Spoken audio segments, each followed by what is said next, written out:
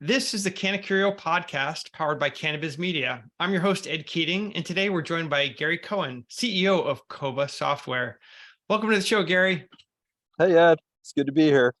Excellent. Excellent. Well, I wanted to dig right in. We had a great conversation at MJ Business Year, and I thought it'd be great to get you on the podcast so we can dig in a little deeper. You started Koba in 2016, which is forever in cannabis years. How did you wind up there? Well, it's kind of, I think it's an interesting story. I sold the very first cell phone in 1986 in Denver, and then I rode that industry for 30 years. And in 2016, I had a business partner called IQ Metrics that does POS for the wireless industry for years and years. And it turns out we kind of had a boy crush on each other. So I told my wife, if I ever need a plan B, there's these guys up in Vancouver, Canada that are great. Turns out they liked me as well. And we started talking about new verticals that they could go into. Mhm. And based on the wireless industry, which is about the most complex POS to build and maintain over the years, Mhm. they had wound up with about 85% market share Wow. over 20 years. So we started looking at the cannabis industry, who the existing players were, what they were offering, and realized that the same formula that was very successful there, which was how do you simplify complexity? Mhm. You do it through the UI, UX, no different than Apple. Make it easy to use, easy to learn. That was their secret sauce. We looked at the cannabis industry and the complexity through regulatory and Yeah. just the complexity of products. You've got expiration dates, and there's some places that will allow you to sell loose flower. So you've got weights and measurements to throw into Uh, packaged goods.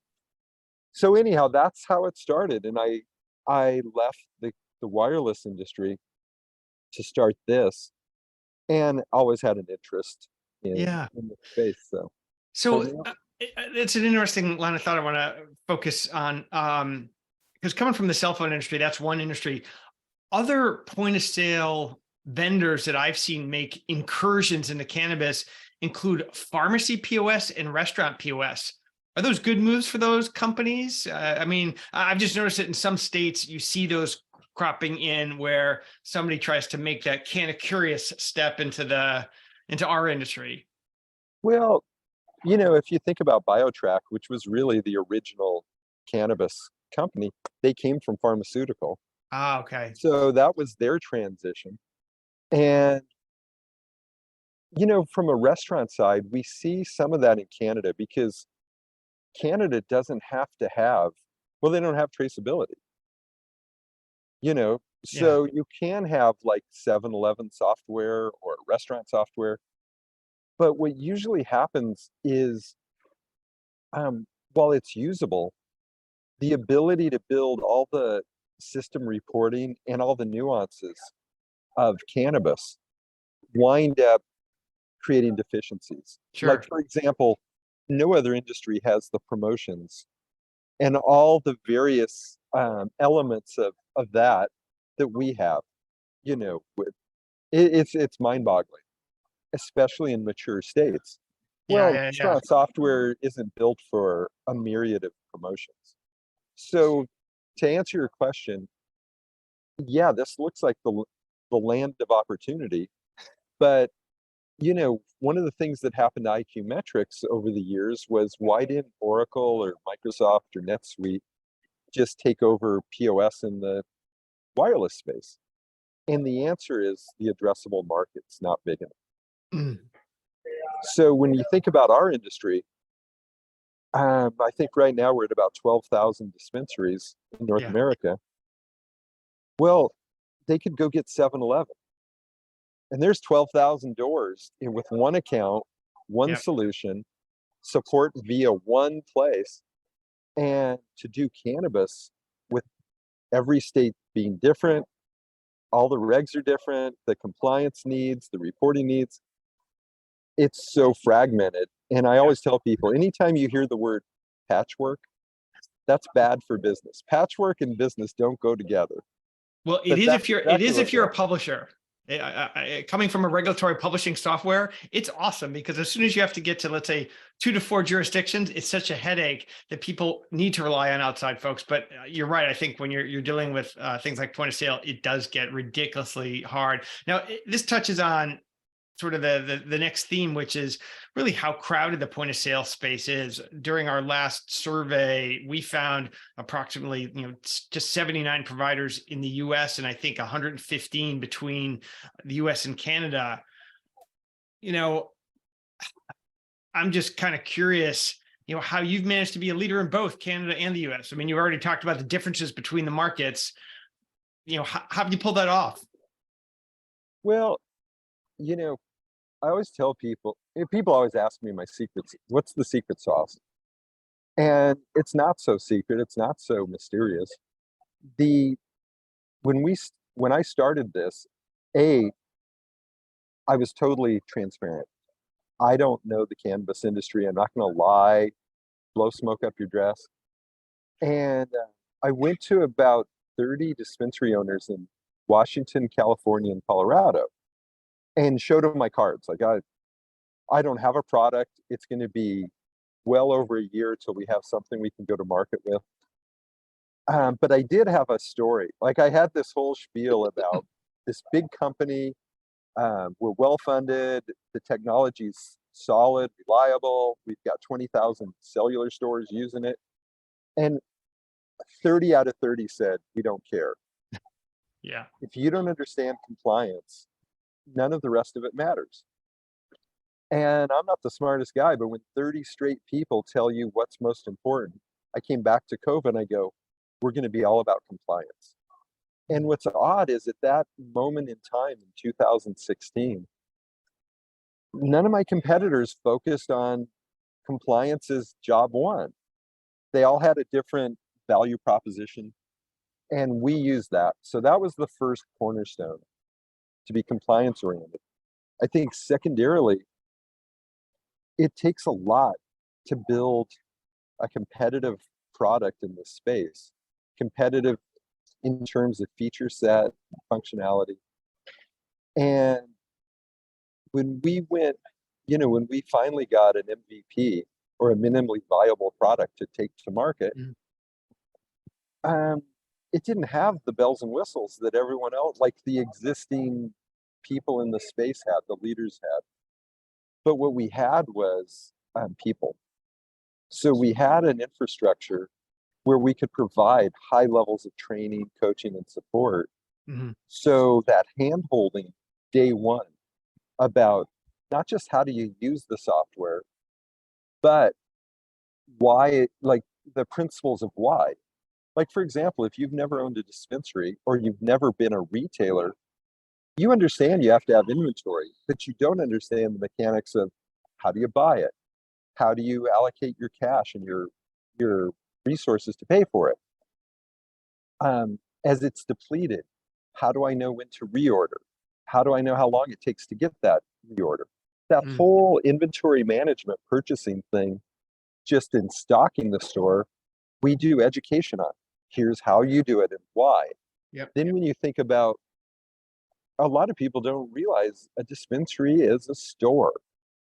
And all the principles of a store, like merchandising. Yeah. And what do you do at night? How do you lock it up? Like, you look at a jewelry store, they don't leave the diamonds in the window overnight. Well, get that cannabis out of those cases that could be visible from the street. Or if the regulations are you cannot have visibility into your store, windows have to be opaque or whatever. We do that education, explain why you need to do this. And then as you're building your SOPs to run your store, we help people. So what we lacked in product in the early years, we made up in training, education, and service. Yeah, so sort of the high touch versus just high tech, which everybody else sort of glommed onto.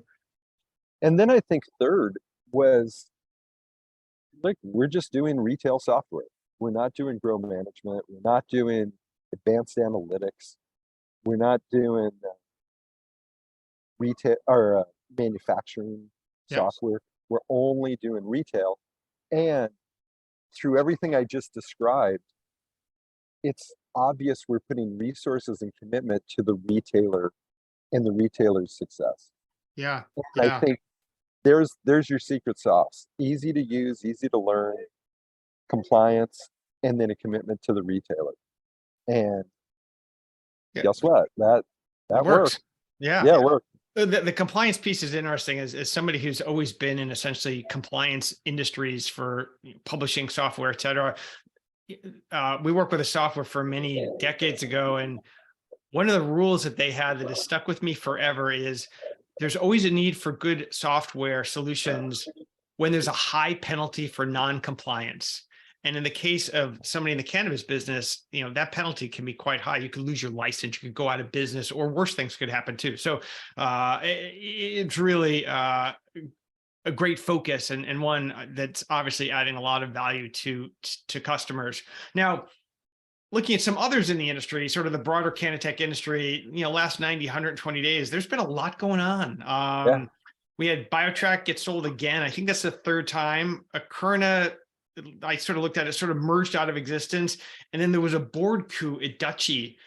What do you think is going on? Is it just the industry's getting tight and investors are getting anxious, or is there something else afoot?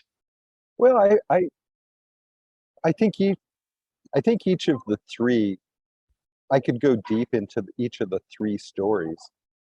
And I do think what you just said is true across the industry. Hmm. Investors are looking for profitability. Like, stop, it's not a cash burn. The future is going to be bright. We need to see you guys start operating like a real business in a Right. real industry. So I was a .com guy. So I saw where you can pump a ton of money into bad business plans or bad operators, and eventually you either pull the plug or you change out the management. Mm-hmm. But it doesn't go forever. Well, I think our industry hit that in 2022. As and anyhow, I'll go back to our subjects. I do think there's a similarity across the three companies, and it's bad strategic management. So at the leadership strategy level, you've got, there's been three owners of BioTrack in the last 5 years. Yeah. Not one of them ever had a commitment to the product. So when you think about all that flipping of the business, the guys from the hedge fund that bought them, their goal was to flip it, but the valuations that they would have gotten decreased. They just happened to hit it at a bad time. Right. But instead of let's work on the product, they didn't. And then when Forian got them, they had another agenda, which was to harvest the data, plug it back into the medical industry, and didn't invest in the product again. And then, if you look at now what's going on, you've got, Transact First is behind All Leaves. So it's a payments company. The acquisition is to get payments into the BioTrack doors first.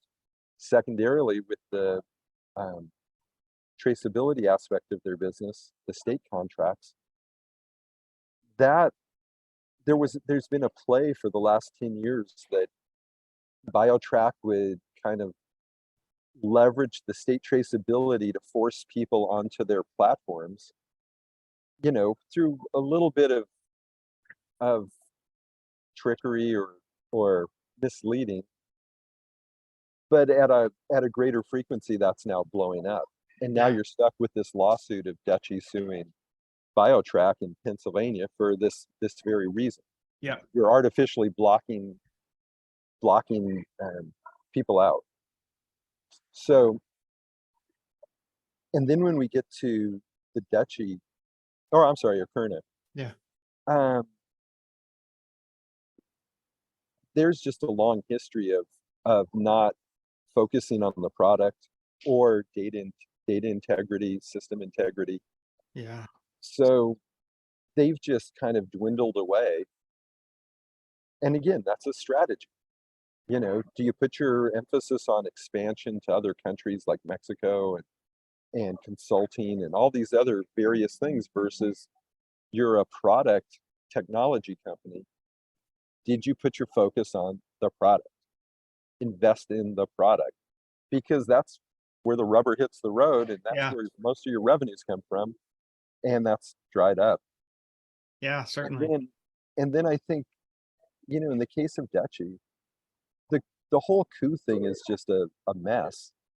But underneath the mess is 2 years ago when they acquired Greenbits and LeafLogix.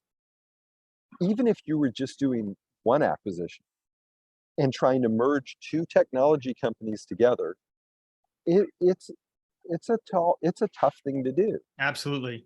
And some companies pull it off, and there's enough either internal know-how or you pull external capabilities. You pull in Yeah. McKinsey or Anderson or somebody to help in the merger. Um, and at the same time, when you're doing that, there's the people aspect, there's the client aspect, and there's the technology aspect. All need to be managed. They don't just snap together. Yeah. But now when you're doing three companies and you've got that dynamic of those three elements, well, it's exponentially. It's like 9 factors to think through. And I really think this has been a very difficult 2 years, you know, Yeah. on top of having a bucket of money. So imagine you have just more money than this industry's ever seen to work with to do the acquisitions and try to do the integration of the companies and figure out your technology strategy. Well, what are your business practices during this period? And in the case of Dutchy, it was buy share. We're just Yeah. going to use money to continually try to grow our footprint, buy share at all costs, which is free hardware, 6 months free service, 6 months free POS, e-commerce, whatever. And again, it's an executional, did they execute on all their goals, which was Canada and payments? They didn't do that very well. In the meantime, you're burning all this money through the Mm. share at any cost. And in the meantime, your internal workings are still not all aligned and figured out. So I'll go back to, nowhere in here are bad people. Right. It's bad, what was your strategy? Yeah. And did you execute or was it the wrong strategy for long-term success? Well, I and you're think that's what bit everybody just happened. well, and with Dutchy, you make a great point that it was two acquisitions, and for any of us who've been through that, and it sounds like you have, I've been through it. It really becomes such a management distraction too, because you're trying to focus on all that, bringing in new people, new organizations, new jurisdictions. From a compliance standpoint, it's definitely a challenge. So I appreciate that review of those three. You touched on one of the things that I was curious as to dig in a little bit further is what's the value in these state seed to sale contracts? Like, Metric has a bunch of them, BioTrack, Akerna had some. It's really been a sort of, those three have most of them. Are they worthwhile? I mean, Well, I would say, if you were BioTrack and you basically created an artificial sole source, it was a good like, honestly, it might not make you a hero, like in the state of Washington where everyone revolted, forced the state to open it up.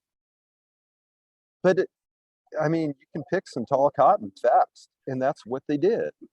I think that, like, in the case of Akerna, and this goes back as like one of my worst decisions of all time was we didn't know what state to launch first in. And the fact that Washington was dropping, um, they had fired BioTrack. right. They went out to bid, Metric won. then the growers revolted and said, we're not going to buy tags. We're not doing it. You need to go back to Metric and tell them to use paper tags. And then Metric said, no, we bid this, the cost for the state system was this. We make our money on the tags. It's the razor, Razor we'll sell blade. the razor blades. Yeah. And and Metric said no. So then they went to the next choice, which was Leaf. Well, I thought the state was divided between Greenbits and BioTrack for its POS. Usually when a big change like this has happened in other industries, it's like everyone sticks their head out of the hole and says, well, do we have any other choices? If we've got to change, if all this is going to change, let's look at a new POS. And Yeah, I it's like thought research the category again. yeah. So I thought that was going to be our opportunity. And where I made an enormous mistake was that I thought they would transition. And I think this was October, I think it was either October 1st or November 1st of 2017, that they would transition from BioTrack to Leaf, which was a Kernit. And our engineers saw 5 weeks ahead of time, it's not going to happen. And sure enough, it didn't happen for 5 more months. The Leaf wasn't ready. So Washington, I don't know if you remember, but they fired BioTrack. They went back to BioTrack, said, can you keep it running? BioTrack said, no, you fired us. There's no love. We're not throwing you a lifeline and helping. Well, if there was ever a time in our industry that the risk, and by the way, this was when Jeff Sessions was the Attorney General who hates cannabis. It couldn't have been a worse moment to have no traceability in the state. And there was none. Wow. And I think that is the scariest moment people don't realize, where the federal government could have said, see, we told you you can't manage it. That's the end of the whole cannabis experiment. Washington would have blown it for everybody. Wow. And then sure enough, it was also a time where Washington had passed the equilibrium of more supply than demand. So prices were coming down, margins were going down. 60 days later, they found Washington cannabis in all 49 other states. So traceability does work. It does keep an eye on the supply chain, but they didn't have one for 5 months. And Jeez. okay, so back to your question about Leaf has never made any money on it. They only had a few contracts. They lost them all. The only one they have left is Utah with 13 stores or 17 stores, and Pennsylvania, which it's their lawsuit. They're being sued by Dutchy for not opening this up. So that's bad. BioTrack's tainted, which leaves Metric. Metric runs their business, I think, really well to do this. So I think that the safeguards they have to keep the technology, the integrations or the API connections proper, are done really well. And I think they've got a good business. So to answer your question, and they don't sell any other software. That's what they do. Right. No, very good. I think for them, it's a good move. Now, speaking of other software, there are some providers in the cannabis tech stack that have gone really broad. They say that they offer ERPs, or instead of point of sale, seed to sale. In other industries I've worked in, that's exactly the strategy you want to do. I want to own a greater share of your day and therefore get a greater share of your wallet. But is that really working in cannabis? I'm thinking, longer sales cycles, more complexity, a row crop all the way to a store. It seems complex, but I'm curious, from where you sit, is there success there, or can there be success there? Well, there can be. I think you got to ask the question, what is a real ERP? So, when they first started, when some of my competitors started branding themselves as seed to sale, well, seed to sale was traceability systems. That, and then they're like, no, no, no. Our seed to sale is vertically integrated. So we do grow management, manufacturing, and retail. And that's seed to sale. And and then it morphed into, well, this is an ERP. Well, a true ERP is a multi-million-dollar investment into a very high-level, complex internal management system of your inventory, retail practices.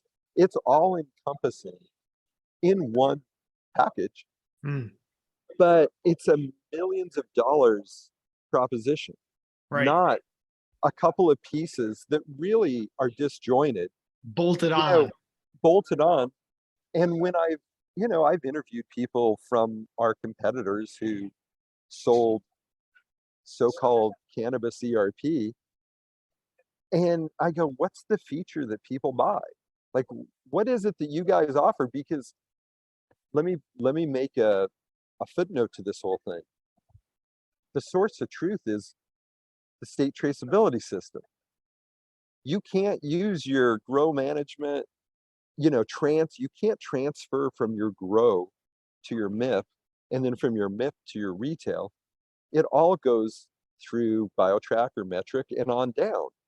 So that's the layer of technology that it doesn't matter what you want to report down here. If it doesn't match that, Right. it's worthless. So I go, why do people do it?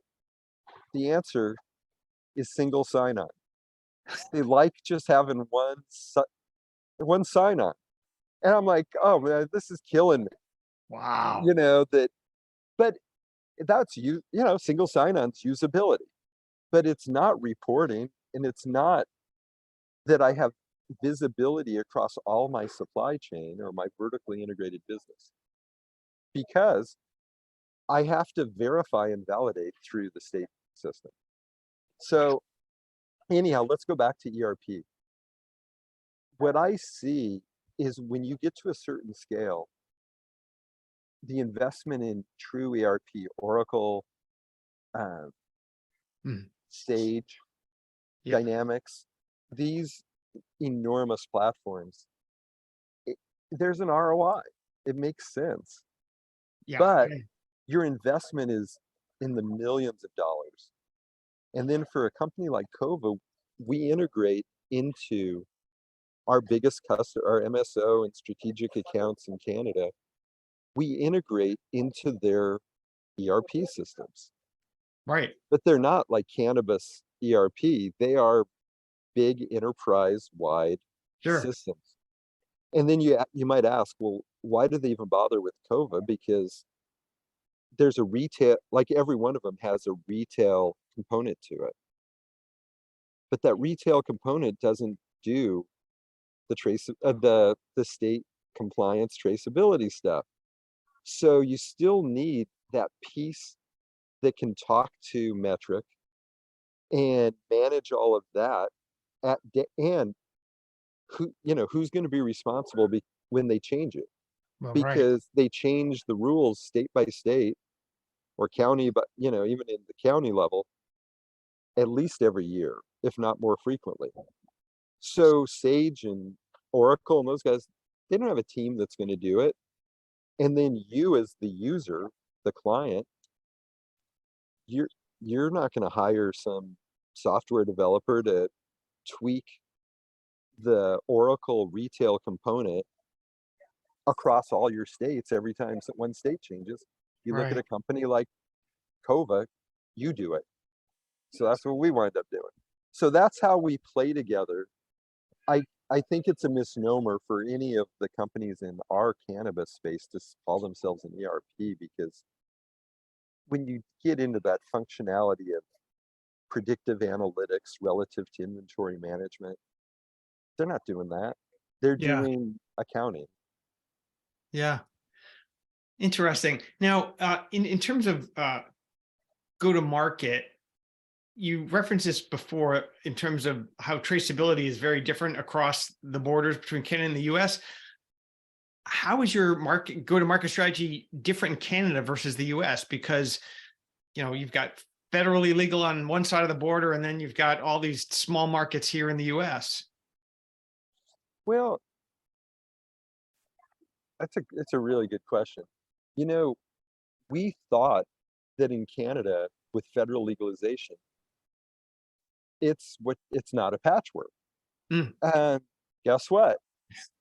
It they did the same thing. So even though it's federally legal, there's a report that if you're a cannabis operator in a province, you still have a report you have to do monthly to Health Canada. So there is a like an overriding visibility by the government, but then each province is different. So, we're right back to like there's so much weirdness in Canada. And for everyone who's listening from Canada, sorry to say there's so much weirdness, but there is an anti-capitalistic or anti-competitive element in the Canadian cannabis market mm, where your province issues you your license. So they're your inspector, they're the grantor of the access to the market, but they're still in the cannabis business. So what they've done is the provinces are your distributor. So you can't buy directly from, like in the US, you can't just go to the grower and buy from the grower. You have to buy from the provincial distribution or mm. wholesaler, which means everyone gets the access to the same products at the same cost. It's ubiquitous at every province And at the same time, too. So, at the same time. So at the start, when there was very little supply and huge demand, you got an allocation, but your competitors all got an allocation as well. The other thing is the provinces still deliver via post, via mail. yeah. So you can order by mail. Then we've got provinces where they have provincial cannabis stores, just like state liquor stores in Pennsylvania. Pennsylvania, They have yeah. provincial. So you're actually competing with the people who are regulating you and your wholesaler who's selling to you, and you compete with them. That's messed up. Yeah. Okay, and then you've got the tax issues. So the go-to-market in Canada turned out to not be a ubiquitous rollout at all.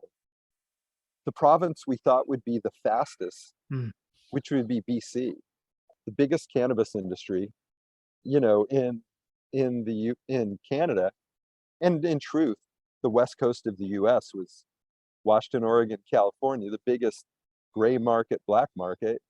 Same in Canada, it was BC. But we thought they would all be the most well managed, the mm. fastest into the most progressive.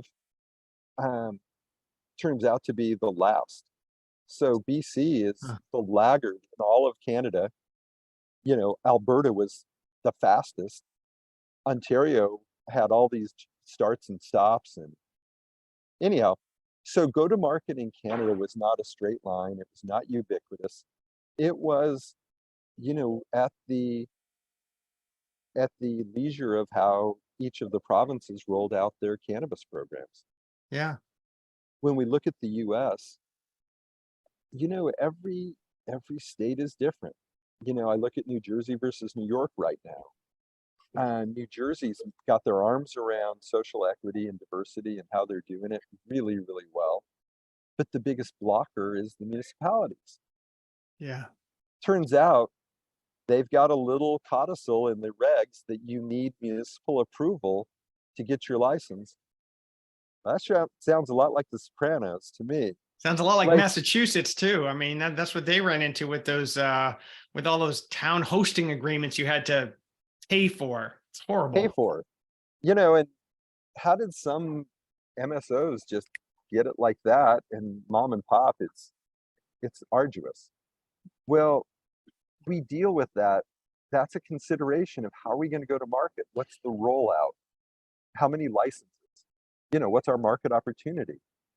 Um, and in our industry, that spectrum is massive from Oklahoma to like a Missouri where originally 192 licenses. Right. That's it. They're tied to congressional districts. That's not changing. And we've allocated a number of dispensaries per congressional district. So we've got to think through like, what's our strategy when we've got only 192 targets for the next few years? That's it. Yeah. It's Yeah. not, it's legally set. There's no variability. It's like Arizona where it's based on the number of pharmacies. I I mean, know, 10 to 1. Like, who thought of that? Well, guess what? The pharmaceutical lobbyists thought of it and they put it in the law and they said, look, we don't want all these dispensaries messing with our world. Okay, 10 to 1.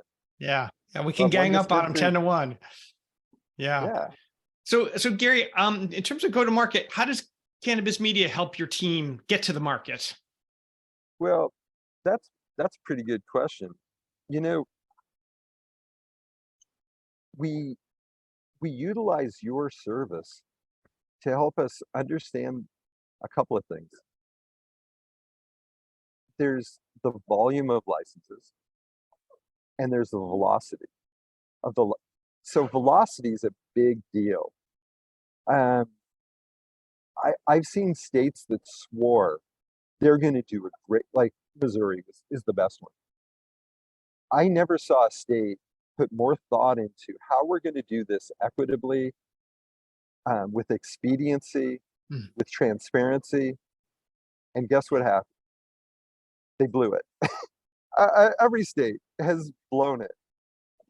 Some have the best of intentions, some have no intentionality of doing things quickly or fast. But we don't have a way of knowing how they're doing without your service. And that service, so when I'm understanding your reads, the information you're picking up that we can see, well, then that helps me allocate resources. Yeah. I can now start toggling my marketing spend, uh, the quantity and the intensity that will put sales into a market. So that's one of the ways that it helps me. I think Right. another way that we just experienced in the last year and a half is the health of markets. So when I start seeing stores close, I can get a read on which licenses are terminated. I can see how many. I can put that in context of the total number, Sure. and then how fast does that happen? Well, I might not get a good, I might not have good market share in a certain state, but now that I see your stuff and think about it, does it present an opportunity? Or do I want to hold back? Like, look, let's not, right now might not be the best time to double down on California. Let's take a step back Yeah. and see how this is going to play out over the next 6 months. So that's another. And then I think a third is our industry does not have like I can't even remember the names of them in other industries, but mature industries have services that are measuring market share Yeah. for competitors, and this is Like a Nielsen or an IRI reg scan, and right. right. So I came from Nielsen. I used to do this, That's right. Yeah. and we don't have that.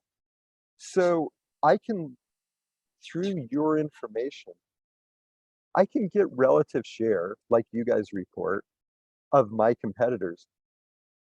But there's another thing I get is I can find out who the players are. Mm. So I can look at who the licenses, and this is at the retail level, who's getting the licenses. I can look at the names behind that, and I can triangulate on, man, ABC Cannabis is up to their 12th store. They were never even on our radar.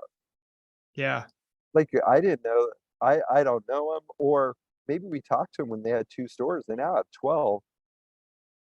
Why aren't we trying to work with them? And I can see that from your data. There's no other resource other than Google Maps where you just keep zooming in. You go, do I see any names that are the same in Right, Phoenix? right. Well, wow, there's 4 of these ABC dispensaries in Phoenix. Let's go to Tucson. Oh, there's 2 in Tucson. There's 1 in Flight. They have 7 stores. Well, that's a horrible way to try to figure out who's who and what's what by Yeah. Google Maps. No, it's true. It's true. I can use cannabis for that.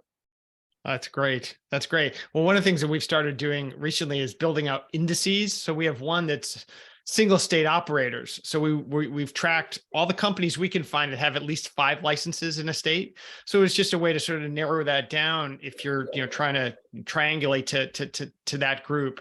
So one of the other strategy questions I want to ask is with 79 providers or brands in the industry, it's such a tough climate right now.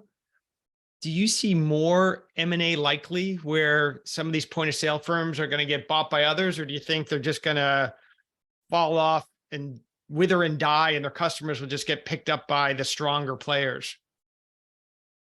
Well, I think, I always tell people there's maybe 4 or 5 of us at the top end of the Right. industry, and then there's a really, really long tail. Yes. And I think it's worth mentioning why so I'll say, I think those at the end of the long tail, like the last 50 or 60 are gonna, over the next 12 months, are gonna die. Mm, And the reason I think they'll die is SaaS. Just the SaaS model. It takes so much capital to build your solution. yeah. And then you're only charging this much per month. So it takes volume. It takes a huge number of subscribers to cover your burn, your investment, and then your burn. Because as you grow, your costs aren't flat. It takes more and more Yeah. Right. support to keep it going, both technically and from a just customer support perspective. So your burn increases as your customer base goes up, but it takes a long, long time to get to break even. Now, what's just happened in the last year and a half? Well, we've had almost every one of our customers call us and go, we're having some sort of trouble. Can you work with us on our subscription fee? Well, if you lower their rates, or when you lower their rates, you're just making your burn situation worse. You're taking money off the table. You're to try becoming to the keep- bank. You're exactly. Well, for small companies, then there's a third factor, which is um, technology demands. So more functionality, more capabilities in the software. The expectation is you can't um, leave your product at a status quo year over year. Right. We found that I'll give you an example. Like we built this metric reconciliation report. So basically, anytime anything is flagged at metric, it shows up on a report in your interface. And instead of getting a violation, it gives you a chance to go in, Mhm. find the incident, correct it, make the adjustment, turn it back into metric. Okay, well, that's an R&D project. That's something that we did that greatly reduces risk and improves management time, Yeah. error tracking. Okay, well, if you're a little company and you're competing against that, do you have the resources to go build that? And our competitors are building other things that are cool we don't have. So we've got to get it on the roadmap, evaluate, God, how vital is this? Again, that takes money. So here we are at a time where we've had more dispensary, and that's the last, I guess I have a fourth bullet, is we had more dispensaries go broke last year Yeah. than in the previous 6 years combined, Wow. including COVID. Last year was brutal. And in most states, they passed that equilibrium point of more supply than demand, prices started going down. Bad operators competed with price versus the value proposition of why should you come to my store? And then as their margins got tinier and tinier, if you competed with, you live by price, die by price. Yeah, A indeed. lot of them died by price. And so what if I'm a little POS company? Well, if you lost 10 or 20% of your subscribers because they went out of business, you don't have enough buffer to keep paying your bills. So that's a roundabout way of saying this is a very hard thing to do, is to run a SaaS company and get it to profitability, especially in a down, like in a kind of a down economy for the sector you're in. I feel your pain. I feel your pain. It's very true. Now, in terms of 2023, any things that you guys have on the roadmap that you can talk about, or new enhancements that might be coming down? Well, you brought up a point about the wallet. And I think that, and I've always thought, eventually you've got to provide a bundle of services. Hmm. So Kova originally built itself on this open API architecture. We originally thought we were going to be the connector for the industry, which is why we did that. And we'll make it super easy for everyone to tie in, provide all this ecosystem of services. And the funniest story is nobody wanted to connect with us. Like, this was one of our big attributes and big investments. And the thing was, we had no customers. All the other partners or people in the ecosystem had customers.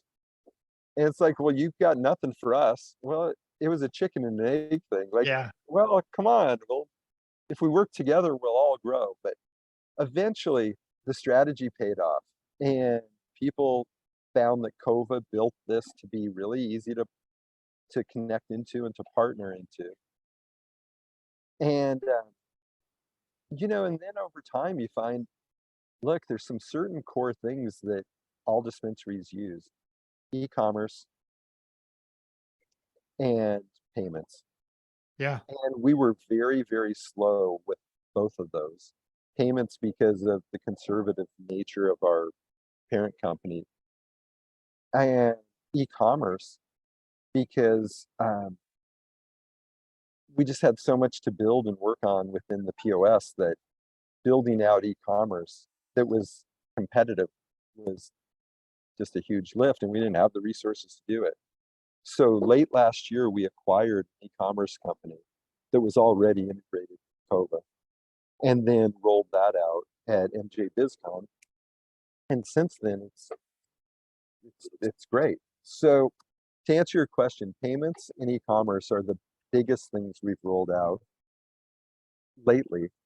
And then we're going to be increasing our partnership with SpringBig to provide more functionality for CRM and loyalty. So I think when you take that whole bundle, Mm. and then by the way, we still offer optionality.